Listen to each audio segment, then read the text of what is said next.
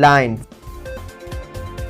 ఆర్థిక నేరాల బారిన పడకుండా నిరంతరం అప్రమత్తంగా ఉండాలి. చట్టాల పనితీరుపై అవగాహన తప్పనిసరన్న జిల్లా ప్రధాన న్యాయమూర్తి ఎంఆర్ సునీత బేలా మండల కేంద్రంలో నిర్వహించిన న్యాయ విజ్ఞాన సదస్సులో విస్తృత అవగాహన.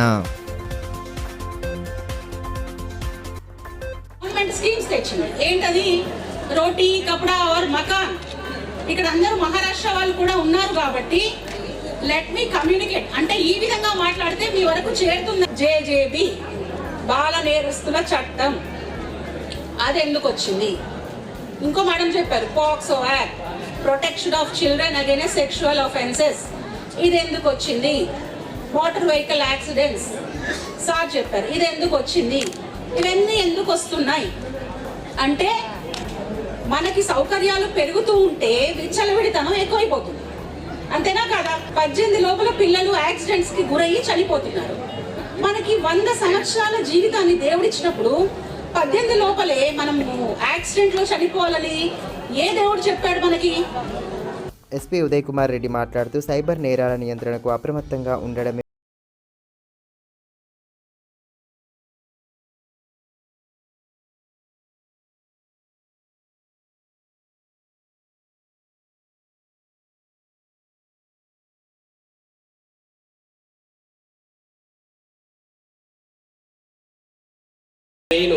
బాగా పబ్లిక్ని ఇబ్బంది పెట్టే కార్యక్రమాలు ఈ చాలామంది తెలియదు. మన ఆదిలాబాద్ జిల్లాలో ఎవ్రీ డే ఎక్కడో ఒకసారి ఆన్లైన్లో గేమింగ్ ఆడుతున్నారు, తర్వాత ఆన్లైన్ మోసాలు జరుగుతున్నాయి, తర్వాత చాలామంది కూడా యూట్యూబ్ ఓపెన్ చేస్తారు, తర్వాత వాళ్ళకి ఏదో మెసేజ్ వస్తుంది, మీకు ఒక లాటరీ తగిలిందని చెప్తారు, ఏదో చెప్పి నమ్మి ఇమ్మీడియట్లీ వాళ్ళ అకౌంట్ గురించి తర్వాత ఓటీపీ వస్తుందని చెప్తారు. చెప్పగానే ఒక గంటలో వాళ్ళ పైసలన్నీ వెళ్ళిపోతున్నాయి. అట్లా ఎవ్రీ డే ఒక మంత్లో దాదాపు ఒక ఆదిలాబాద్ జిల్లాలోనే ఒక 30 నుంచి 40 లక్షల రూపాయలు ఆన్లైన్లో మోసాలతోటి వేరే వాళ్ళ అకౌంట్లోకి వెళ్ళిపోతున్నాయి.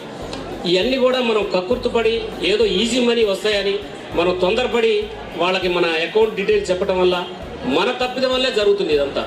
అందుకే మీ అందరు కూడా నా రిక్వెస్ట్ ఏంటంటే ఎవరైనా కొత్త వ్యక్తులు ఫోన్ చేసినా కూడా, తర్వాత కొత్త వ్యక్తుల దగ్గర నుంచి ఏదైనా మెసేజ్ వచ్చినా కూడా, తర్వాత కొత్త వ్యక్తుల దగ్గర నుంచి మీకు ఏదైనా అకౌంట్ డీటెయిల్ అడిగినా కూడా మీరెవరు కూడా చెప్పొద్దని దీన్ని మీ అందరూ కూడా నేను క్లియర్గా రిక్వెస్ట్ చేస్తున్నా. మునుగోడు ఉప ఎన్నికల్లో టీఆర్ఎస్ పార్టీ అభ్యర్థి